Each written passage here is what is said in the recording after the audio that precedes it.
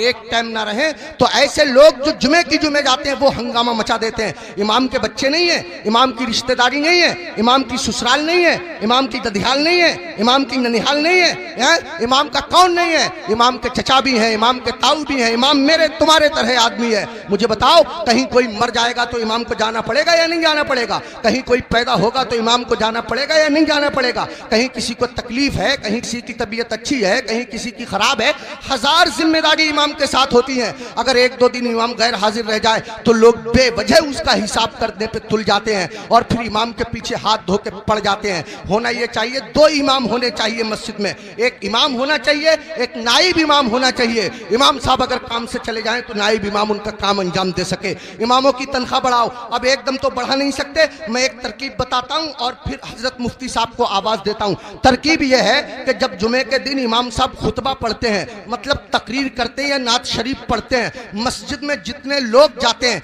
अगर सिर्फ 10-10 रुपए से इमाम साहब का मुसाफा कर देंगे तो कसम खुदा की आपके पास से 10 रुपए जाएंगे, मेरी मस्जिद के इमाम साहब के पास हजारों रुपए इकट्ठे हो जाएंगे। इमाम साहब के बच्चे खाएंगे, उनके दिल से दुआ निकलेगी।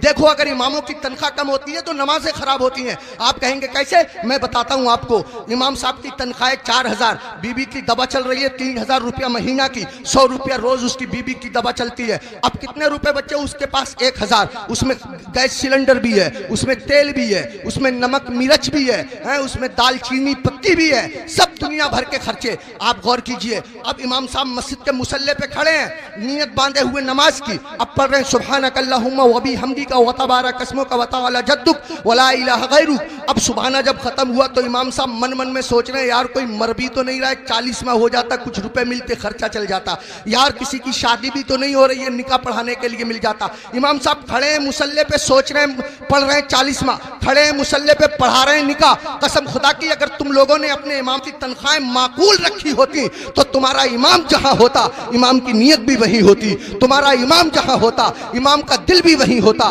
तुम्हारा इमाम जहां होता इमाम का ख्याल भी वही होता। इमामों की तनख्वाहें बढ़ाओ, मिला करो, हर हफ्ते मामूल बना लो। जब तुम कमाते हो, हजारों कमाते हो, मामूल बना लो कि हर महीने में इमाम साहब को गौसे आजम की तरफ से 11 रुपए दूंगा या 1100 रुपए दूंगा या 500 रुपए दूंगा। महीने में तुमको तनख्वाह मिले 10,000, महीने में तुमको तनख्वाह मिले 15,000, 8,000, 8,000 में से 100 रुपए चुपके से जाओ इमाम साहब से मुसाफा करके आ जाओ। अगर बस्ती में 100 घर हैं, सबके सब 100-100 रुपए से मुसाफा करेंगे, हिसाब जोड़ आप लेना रुपए कितने हो जाएंगे, इमाम साहब का काम हो जाएगा। मैं कहना ये चाहता हूँ, इतना बड़ा इमाम, कभी तुमने सोचा, तुम लोग अपने बिस्तर पे सोते रहते हो फजर की नमाज के वक्त, तुम्हारा इमाम तुम्हारी बस्ती की मस्जिद के मुसल्ले पे बैठ के तुम्हारे लिए दुआ कर रहा होता है, या अल्लाह मेरी बस्ती पे करम फरमा, या अल्लाह इस बस्ती पे रहम फरमा, लोगों के कारोबार में बरकत अता फरमा, इज्जत की हिफाजत फरमा, दौलत की हिफाजत फरमा, आबरू की हिफाजत फरमा। और तुम उसी इमाम के पीछे पड़े रहते हो जो तुम्हारे लिए दुआएं करता रहता है। एक आदमी पड़ा रहता था बहुत इमाम के पीछे, एक दिन पकड़ लिया इमाम साहब ने, अबे फजर की नमाज पढ़ी है?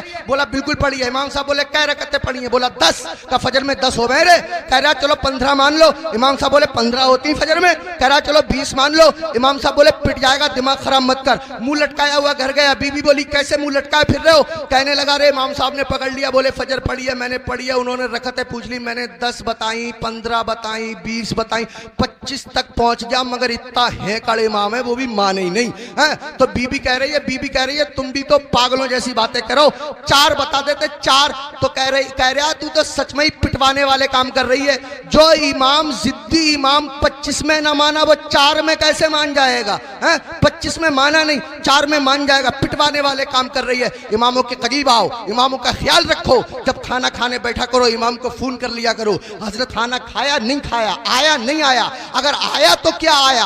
अगर तुम्हारे घर कोई अच्छी चीज बना करे इमाम को पहुंचा दिया करो, इमाम का ख्याल रखा करो। बाल काटने की दुकान है, इमाम से बाल तरसवाने के पैसे मत लिया करो। कपड़े सिलने की दुकान है, इमाम के कपड़े फ्री सिल दिया करो। पूरी बस्ती का एक इमाम है, क्या नहीं हो सकता? मुश्किल काम नहीं है, मुश्किल काम नहीं है। एक इमाम के साथ अगर ये रियायत रियायत की जाए। कोशिश करो अपनी मस्जिद के इमामों को हज कराओ, उम्रे के लिए भेजो, सब मिलकर के कोशिश करो तो कोई कर्रा काम नहीं है। मैंने बहुत कीमती वक्त ले लिया, आपसे भी मैं माफ़ी चाहता हूँ और मुफ्ती साहब से भी मैं माफ़ी चाहता हूँ, मिंबर शरीफ पे बैठे हुए तमाम लोगों से मैं माफ़ी चाहता हूँ। मेरे दिल की तमन्ना थी, मेरी आरजू थी, इमामों के बड़े बुरे हालात लोगों ने बना दिए। यही वजह है हमारे 50% मौलवियों ने अपना कारोबार शुरू कर दिया, इमामतें छोड़ दी और इमामों के साथ ऐसे ही रवैया रहा तो कसम खुदा की तुम लोगों के बच्चों को अल्लाह और रसूल का नाम सिखाने वाले लोग मिलना मुश्किल हो जाएंगे। ऐसी हालतें पैदा